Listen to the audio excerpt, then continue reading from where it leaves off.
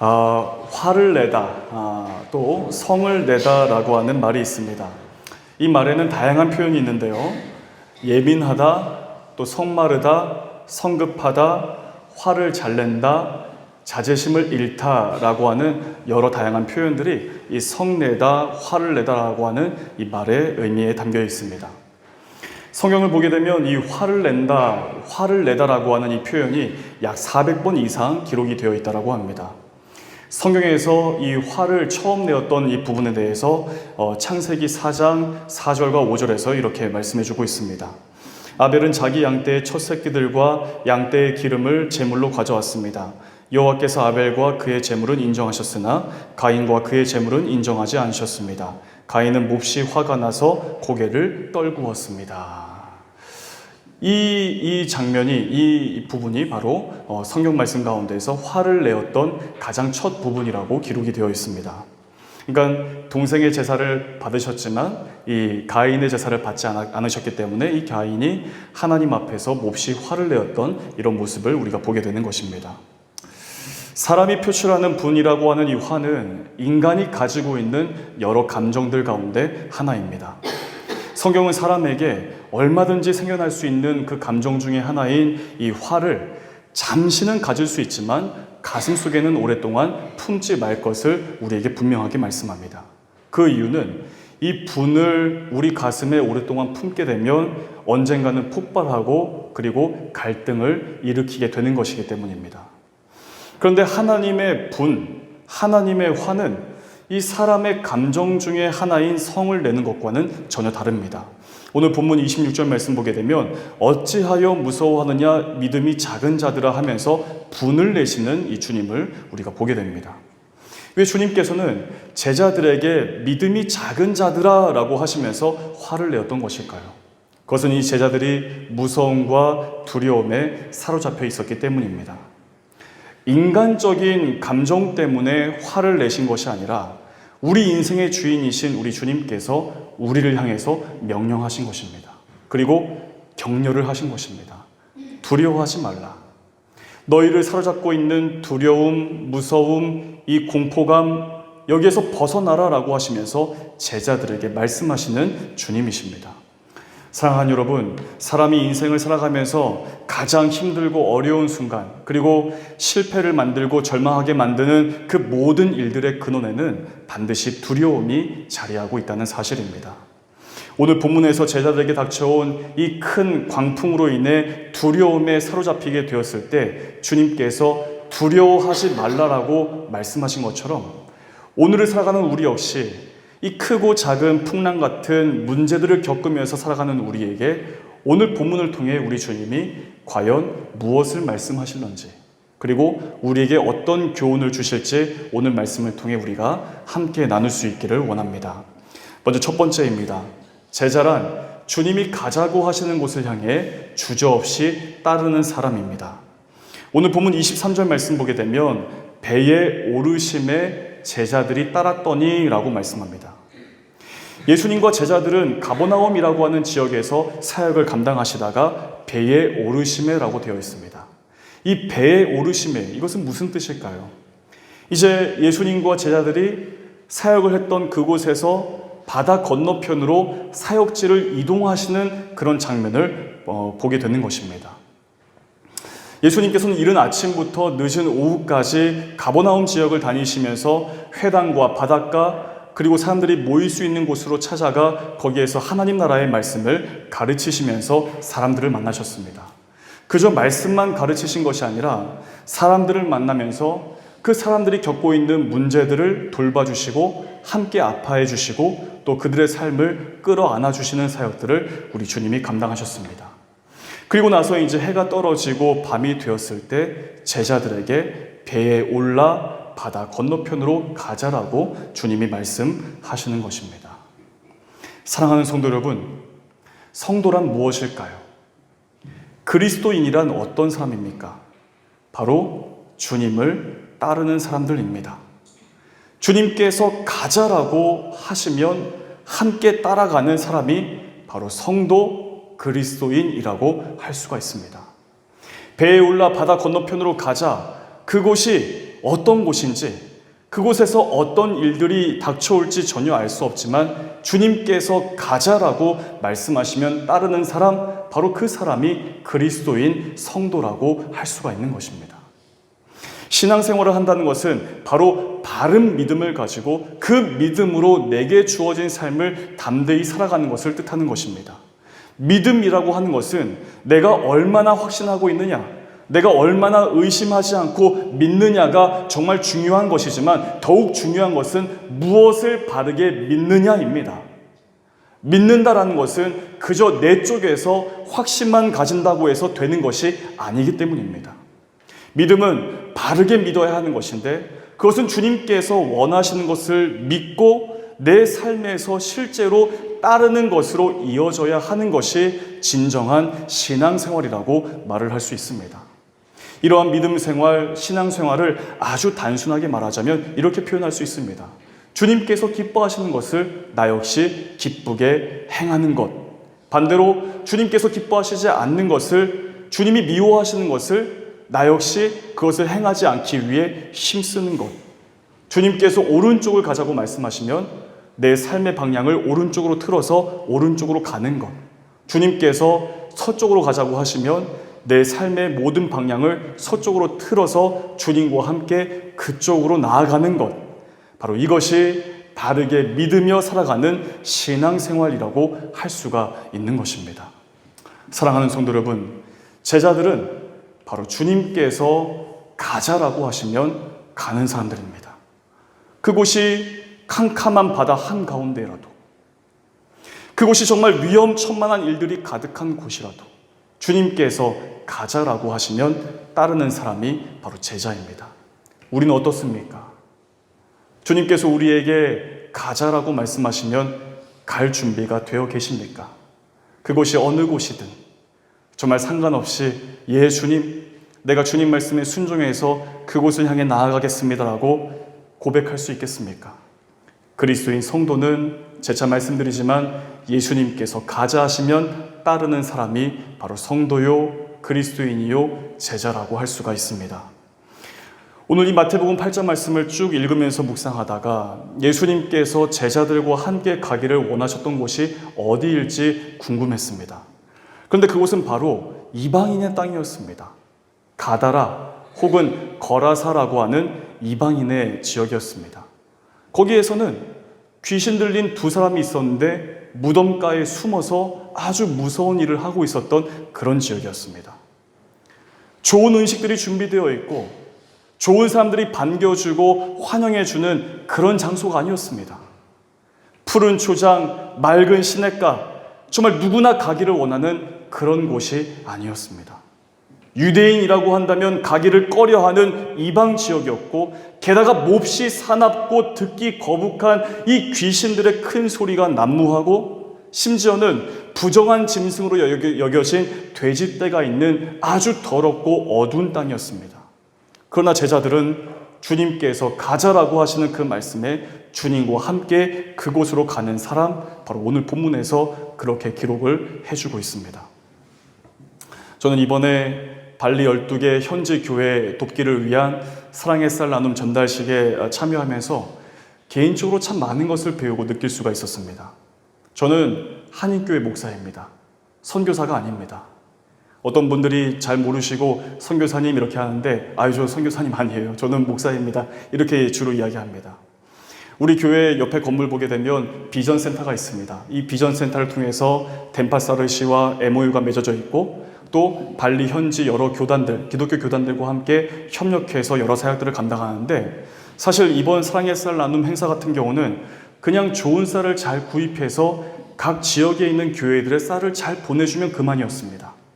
그런데 그 현지 교회에서 목사님이 꼭 오셔야 됩니다. 목사님이 꼭 우리 교회에 방문해 주셨으면 좋겠습니다 하고 알려와서 정말 2시간, 3시간이 넘는 그곳까지 12개 모두를 일일이 다 찾아갔습니다. 그런데 교회를 방문할 때마다 참 마음이 너무 아픈 거예요. 마을 입구에 들어서면서부터 여기는 정말 힌두 마을이구나. 힌두 전통 문양들 그리고 그런 장식들이 굉장히 많았습니다. 아주 화려하게 있었고 또 그 마을 곳곳에서는 크고 작은 신전들이 굉장히 많이 있었습니다. 이런 마을에 교회가 있다고 이런 마음을 가지고 그 마을로 들어서는데 길을 가다 보니까 어느 순간부터 포장된 길이 없는 거예요. 비포장길입니다. 그리고 차가 들어가기가 어려울 정도로 길이 굉장히 좁았습니다. 그 정말 좁은 길 끝에 가장 구석진 곳에 교회가 덩그러니 그렇게 세워져 있었습니다. 거의 대부분 교회들이 비슷한 위치에 있었습니다. 그런데 이게 정말 교회가 맞나 싶을 정도로 정말 창고처럼 보이는 그런 교회들이 정말 많았습니다. 그렇게 현지인 교회에 방문해서 목사님들을 만나서 이런저런 이야기를 나누는 중에 제 마음속에는 계속해서 이런 질문들이 생겼습니다. 왜 이렇게 정말 시골까지 와서 어렵게 사역을 하시는 거지? 정말 이런 힌두 마을에 과연 교인들의 숫자는 몇 명이나 될까? 힌두인 전도가 어렵지는 않을까? 왜 그 힘든 힌두인 전도를 하면서 교회를 지키려고 하는 것이지? 궁금했고 그래서 조심스럽게 목사님들에게 물어보았습니다. 그런데 똑같이 다 같은 대답을 우리에게 주셨는데 그 대답은 뭐냐면 그것은 바로 사명 때문이다라고 저에게 말씀해 주셨습니다. 하나님이 나를 부르셔서 나에게 복음을 전파라는 사명을 주셨기 때문에 내가 지금 5년, 7년, 9년, 10년, 17년 그 이상을 지금 여기에서 사역을 하고 있노라고 그렇게 저에게 이야기해 주셨습니다. 어느 교회에서는 그 마을에서 그레자라고 하지 못합니다. 교회라고 이름을 지을 수가 없습니다. 교회 이름을. 그래서 뭐라고 부르냐 보니까 루마도아라고 하는 겁니다. 기도의 집이라고 그렇게 교회를 세웠습니다. 왜냐하면 마을에서 교회를 세울 수 있도록 허가를 해주지 않기 때문에 루마도아, 기도의 집, 다른 마을 사람들이 볼 때 저 집은 뿜데따의 집이야 라고 그냥 이름을 내세우면서 거기에서 어렵게 예배를 드리는 교회도 있었습니다. 어느 교회 목사님은 좋은 마음을 가지고 힌두인들을 전도하기 위해서 그들을 위해서 돌봐주고 여러 봉사활동을 하다가 독극물을 마셨다고 합니다. 그래서 정말 죽음의 위기까지 갔지만 가까스로 살아나서 지금도 그 사역을 감당하고 있다고 그런 이야기를 저에게 해주셨습니다. 어렵게 힌두인들을 전도했지만 이제 이 사람들을 통해서 공동체를 세우고 하나님의 귀한 일들을 해놔야 되겠다라고 생각할 즈음에 교회를 떠나는 일들이 정말 많았다고 합니다. 그래서 교회에 10손가락에 꼽을 정도로 성도 수가 적은 교회도 있었습니다. 그러나 이렇게 보내주신 좋은 쌀을 갖고서 마을 사람들에게 나누어주면 마을 사람들이 이런 소문을 낸다고 합니다. 교회에서 쌀을 준다. 우리 마을에 있는 교회가 좋은 일을 한다 하면서 마을 사람들이 스스로 소문을 내기 시작하고 그래서 교회와 마을이 연결된다라고 이야기해 주면서 쌀을 주셔서 정말 감사합니다라는 그런 이야기를 저에게 해주셨습니다. 제가 눈으로 보고 현지 교회 목회 현실을 귀로 들으면서 참 많이 힘드시겠다라는 생각이 들면서 과연 사명이구나. 주님께서 가라고 하시니 그 말씀을 따라서 정말 이곳까지 와서 교회를 세우셨구나. 힘든 핍박이 있고 어려움이 있어도 그래도 복음을 전하는 것을 멈출 수 없는 것 사명 때문이구나 하면서 제 개인적으로 많이 배우고 또 많이 생각하고 느낄 수가 있었습니다. 사랑하는 여러분, 그리스도인 주님의 제자들은 주님께서 가자고 하시면 예 주님 함께 가겠습니다라고 따라가는 사람이 바로 주님의 제자들입니다. 우리는 하루에도 수십 수백 번씩 선택의 기로 위에 서 있습니다. 한마디 말을 할 때에도 아주 작은 행동을 할 때에도 내가 만나는 사람들을 대하는 그 작은 행동들 하나하나가 모두가 다 선택입니다. 우리 주님은 그런 우리들에게 바른 선택을 하며 바른 길을 갈 수 있도록 우리 양심을 향해서 말씀하시는 주님이십니다.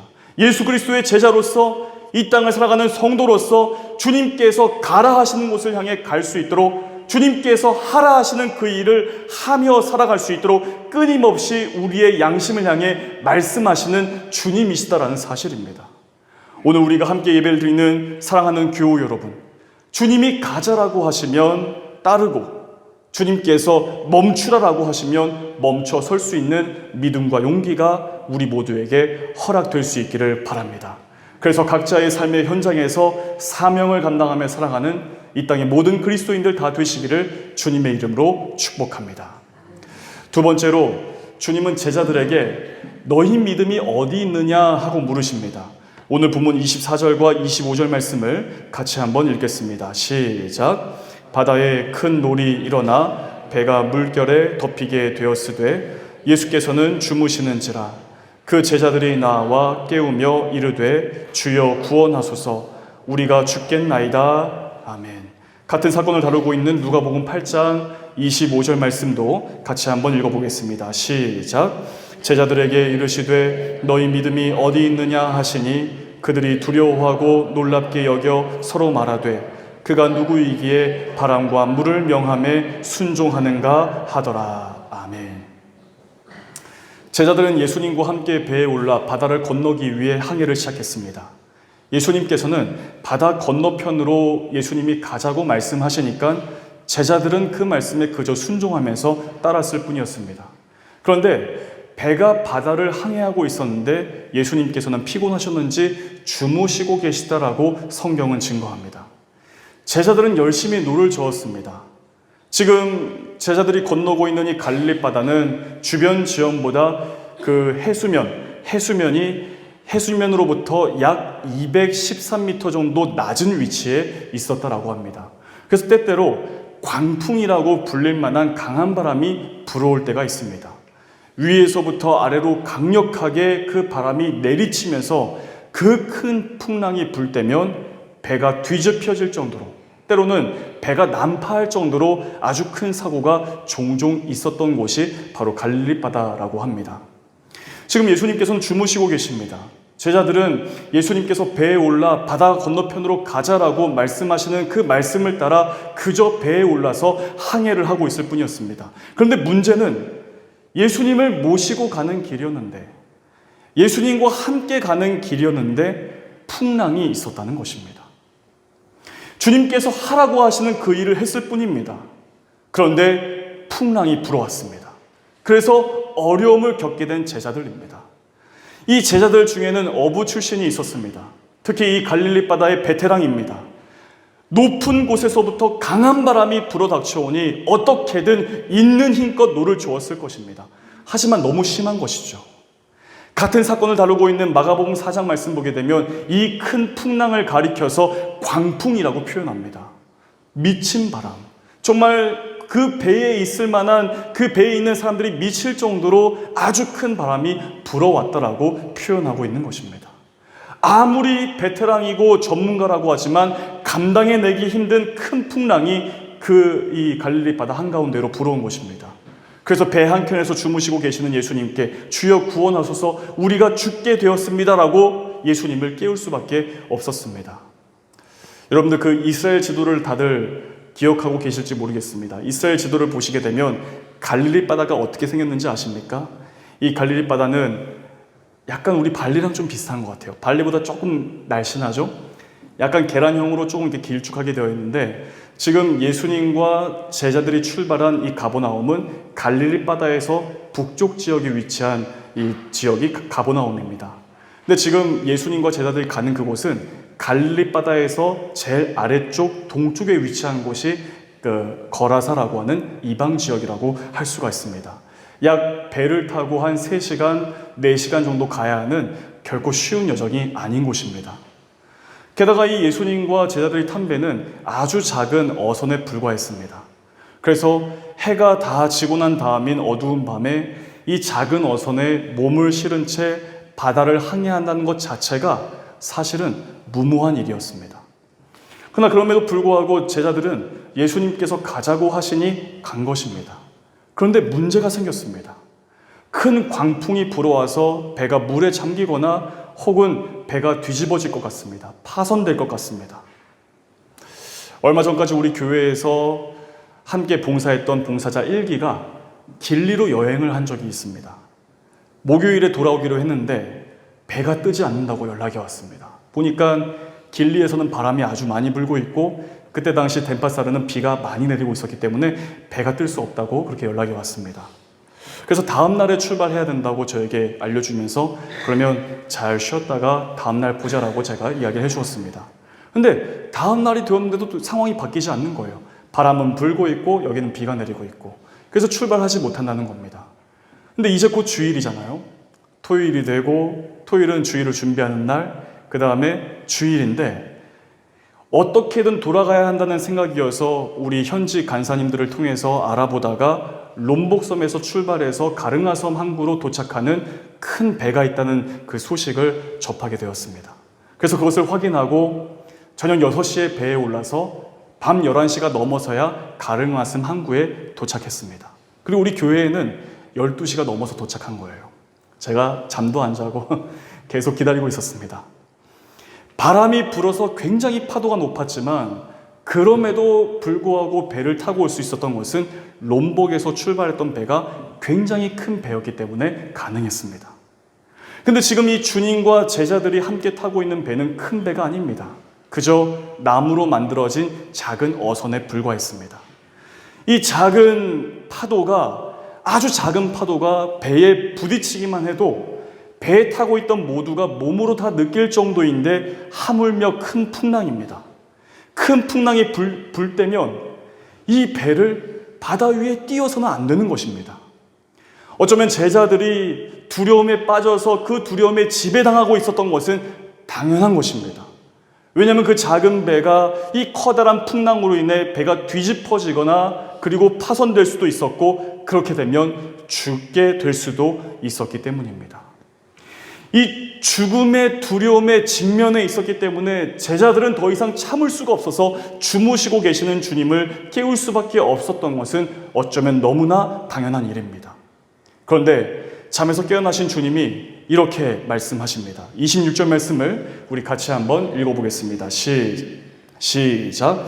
예수께서 이르시되 어찌하여 무서워하느냐 믿음이 작은 자들아 하시고 곧 일어나서 바람과 바다를 꾸짖으시니 아주 잔잔하게 되거늘. 아멘.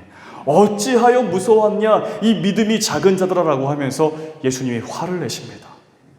왜 예수님께서 제자들에게 믿음이 작은 자들아 하시면서 화를 내셨던 것일까요? 그 이유는 제자들이 무서움, 두려움, 공포심에 흔들려 있었기 때문입니다. 두려울 수 있습니다. 무서울 수 있지만 두려움과 무서움에 지배되어서 흔들려 있었기 때문에 예수님께서는 강한 어조로 지금 제자들에게 말씀하신 것입니다. 신앙생활을 하는 우리 그리스도인들에게 있어서 가장 중요한 것은 바로 믿음입니다. 믿음의 대상이신 하나님과 그 믿음의 내용인 구원에 대한 확신을 갖는 것 가장 중요한 것입니다. 그런데 두려움이라고 하는 것은 바로 가장 중요한, 가장 소중한 이 믿음을 잃어버리게 만듭니다. 믿음은 우리에게 용기를 줍니다. 믿음은 어두운 현실을 넘어서 더 본질적인 것을 볼 수 있게 하는 비전입니다. 그러기에 믿음을 잃어버리게 되면 우리 앞에 캄캄하도록 만들어 놓은 그 문제에 사로잡혀서 쉽게 두려움이 틈타게 되고 그 두려움에 빠져들 수가 있는 것입니다. 결국 그렇게 되면 우리의 삶은 불행해지게 될 수밖에 없는 것입니다. 지금 이 제자들의 상태가 그러했습니다. 큰 광풍이 불어오고 작은 어선이 이리저리 흔들리고 파손될 수 있는 절체절명의 상태입니다. 충분히 두려울 수 있고 충분히 무서울 수 있습니다. 그러나 예수님께서 이들에게 화를 나타내신 것은 지금 제자들이 같은 배에 타서 함께 하시는 주님을 생명과 죽음의 주인이시라는 사실을 망각하고 있었기 때문이었습니다. 온 세상 모든 만물을 지으실 뿐만 아니라 모든 만물의 주가 되시는 하나님으로 바르게 바라보지 못한 채 눈앞에 놓인 그 현상 때문에 두려움에 지배되어서 흔들려 있었기 때문입니다. 예수님께서는 공생의 사역 기간 동안 일거수일투족을 제자들과 함께 하셨습니다. 제자들은 예수님이 병든 자를 일으키시고 귀신 들린 자를 낫게 하시고 굶주린 채 어려움을 겪고 있는 수천 수만 명의 사람들을 먹이신 기적도 제자들은 다 보았습니다. 뿐만 아니라 누구보다 가장 가까이에서 하나님 나라의 말씀을 하시는 이 주님의 말씀을 들었고 주님은 누누이 주님 자신이 하나님이시다라는 사실을 제자들에게 알렸습니다. 그러나 제자들은 큰 문제와 위기 앞에서 믿음에 눈을 떠서 함께 계시는 그 하나님을 바라보지 못하고 있었던 것입니다. 구약성경 시편 107편 25절부터 30절까지 말씀을 제가 읽어드리겠습니다. 여호와께서 명령하신즉 광풍이 일어나 바다 물결을 일으키는도다. 그들이 하늘로 솟구쳤다가 깊은 곳으로 내려가나니 그 위험 때문에 그들의 영혼이 녹는도다. 그들이 이리저리 구르며 취한 자 같이 비틀거리니 그들의 모든 지각이 혼돈 속에 빠지는도다. 이에 그들이 그들의 고통 때문에 여호와께 부르짖으며 그가 그들의 고통에서 그들을 인도하여 내시고 광풍을 고요하게 하사 물결도 잔잔하게 하시는도다. 그들이 평온함으로 말미암아 기뻐하는 중에 여호와께서 그들이 바라는 항구로 인도하시는도다. 아멘. 하나님의 백성들이 그 어떤 상황에서도 두려워하지 않을 수 있는 이유를 지금 시편 107편에서 노래하고 있습니다. 왜 하나님의 백성들은 자신들에게 불어닥쳐오는 그 거센 풍랑, 그 광풍을 두려워하지 않을 수 있는 이유가 무엇이었을까요? 바로 풍랑과 바람은 하나님께서 지으신 것이기 때문입니다. 그래서 하나님의 명령에 의해 일어나기도 하고 또한 잔잔하게 되기도 하는 것입니다. 이 사실을 믿는 사람은 두려워해야 할 대상은 풍랑과 파도가 아니라 우리 주님이시라는 사실을 알기에 결코 두려워하지 않고 그 두려움에 함몰되거나 빠지지 않을 수 있다는 사실을 시편 107편이 우리에게 말씀해 주고 있는 것입니다. 예수님께서는 참 하나님이시면서 동시에 참 사람으로 이 땅에 오셨고 지금 제자들과 함께 계십니다. 제자들은 예수님의 사역을 직접 눈으로 보았고 주님이 하시는 말씀을 들었습니다. 그리고 지금 같은 배에 주님이 함께 계십니다. 그러나 평상시에는 잘 몰랐지만 이들에게 문제가 닥쳐오고 위기에 처하게 되었을 때 같은 공간에 주님이 함께 계시는데도 불구하고 그들에게 있던 그 믿음이 크게 흔들려 버린 제자들이었습니다. 사랑하는 여러분, 우리가 가진 믿음은 평온할 때, 문제가 없을 때, 아무런 일이 일어나지 않을 때에는 우리 믿음이 드러나지 않습니다. 그러나 우리의 믿음은 문제가 우리의 삶을 덮쳐올 때, 위기 가운데 있을 때 우리 믿음이 드러나게 되는 것입니다. 그런데 문제와 위기 때에 바른 믿음이 드러나기 위해서는 평상시 우리의 믿음이 바르게 세워져 있어야 한다는 사실입니다. 주님이 하시는 말씀을 듣고 말씀 앞에 늘 깨어 있어야 합니다. 정말 필요할 때만 찾고 필요할 때만 말씀 보고 필요할 때만 기도하고 그게 아닙니다. 매일매일 아침 식사를 하고 점심을 먹고 저녁을 먹듯이 정말 늘 깨어 있어서 주님의 말씀을 읽고 묵상하고 기도할 수 있는 우리가 되어야 한다는 사실입니다. 내 안에 말씀이 주시는 믿음과 용기로 가득 채워져 있고 내 삶의 작은 순간에도 말씀을 따라 선택하고 말씀을 따라가는 삶이어야 한다는 것입니다. 성도에게 있어서 반드시 있어야 할 신앙의 표지인 예배 드림에 우리 자신과 내 삶을 내어드리기를 고백하고 하나님의 살아계심을 믿음으로 인정하면서 우리에게 주신 이 하루하루의 삶을 살아나갈 때 우리가 원치 않는 시간에 또 예상하지 못했던 그 시간에 닥쳐온 거센 풍랑 위기의 순간에 그때 비로소 우리에게 허락하신 그 견고한 믿음이 드러나게 되고 그 믿음으로 말미암아 우리가 흔들리지 않을 수 있다는 사실입니다. 그렇다면 두려워하지 않고 믿음으로 견고히 서 있으려면 어떻게 해야 할까요? 우리 주 예수 그리스도께서 어떤 분이신지를 바르게 알아야 합니다. 우리 주님은 자기 백성을 내버려 두지 않으시고 반드시 구원하시는 하나님이십니다. 이 믿음을 붙들 때 우리 가운데 믿음이 주는 담대함이 생기고 그 담대함은 거센 풍랑이 밀려와도 이 거센 풍랑이 주는 두려움에 삼키움을 당하지 않을 수 있는 것입니다. 사랑하는 여러분, 우리의 삶에 감당하기 버거운 일들이 있습니까? 거센 풍랑이 몰려오는 것 같이 위기의 때를 살아가시는 분들이 계십니까? 도무지 앞이 보이지 않는 삶을 사시는 분들이 있으십니까? 그러나 분명한 사실은 광풍이 불어오는 배 한가운데 우리 주님께서 함께하고 계시다라는 사실입니다. 그 주님은 바로 바람과 풍랑을 잔잔하게 하시는 전능하신 하나님이십니다. 우리의 삶과도 여전히 우리 주님은 함께 하십니다. 이 사실을 기억하면서 주 안에서 믿음을 가지고 주님과 함께 살아가는 이번 한 주간의 삶이 되시기를 바랍니다. 우리가 살아가는 세상 거친 것이 많고 험악한 것이 많고 위기와 문제가 많지만 우리가 주님과 함께 살아갈 때에 우리에게 주어진 이 귀한 삶을 살아볼 만한 멋진 삶이 될 줄로 믿습니다. 주 안에서 승리하시기를, 주 안에서 승리하는 모든 성도들 다 되시기를 우리 주 예수 그리스도의 이름으로 간절히 축복합니다. 기도하겠습니다. 우리 삶에 감당하기 힘든 거세고 험난한 풍랑이 몰아쳐올 때에도 우리와 함께 하시는 주님을 믿음의 눈으로 바라볼 수 있기를 원합니다.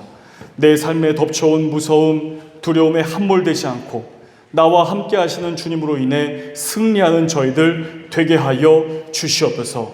예수 그리스도 이름으로 기도하옵나이다. 아멘.